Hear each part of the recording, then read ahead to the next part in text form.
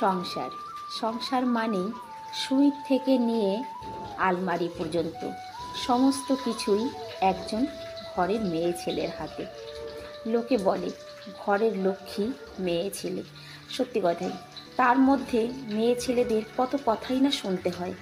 তুমি কি করো সারাদিন বাড়িতে, তোমার কি কাজ? তুমি তো বাড়িতে থাকো, আমি বাইরে যাই, আমি জানি কষ্ট কাকে বলে।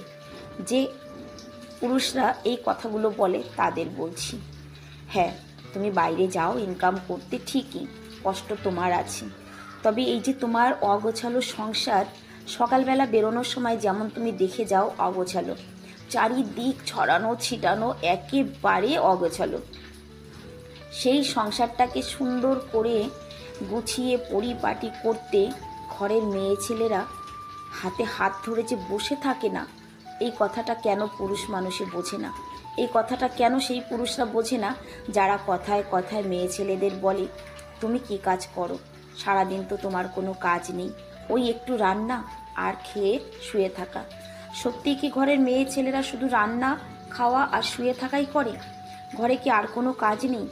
একটা দিন যদি পুরুষ মানুষকে ছেড়ে দেওয়া হয় যে আজকে ঘরের সমস্ত কাজের দায়িত্ব তুমি নাও, একদিনেই কিন্তু সে সব কিছু ছেড়ে দিয়ে বলবে না গো, আমি আমার কাজের জায়গায় ঠিক আছি। তো একটা সংসার কিন্তু দুজনে মিলেই সুন্দর হয়, এটা সত্যি কথা।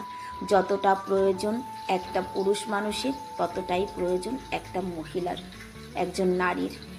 একা কখনো কিন্তু সংসার হয় না।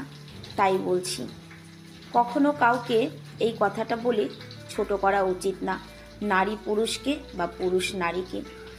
অনেক মেয়ে ছেলেরাও বলে তুমি তো বাইরে যাও, সংসারের কি ঝামেলা সেটা আমি জানি, ছেলে মেয়ে নিয়ে কত কাজ।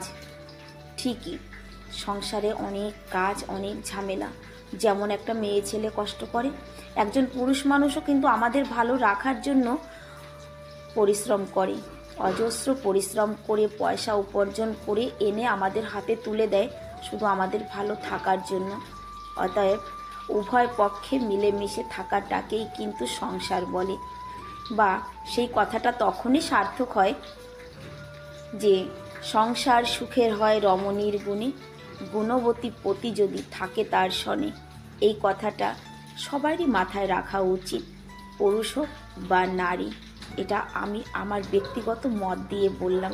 আমার এই ভিডিওটি যদি তোমাদের ভালো লাগে অবশ্যই একটি লাইক বা একটি ছোট্ট করে কমেন্ট করে জানিয়ে যাবে, আর আমার পাশে থাকবে। আশা করছি আগামী দিনে আরও ভালো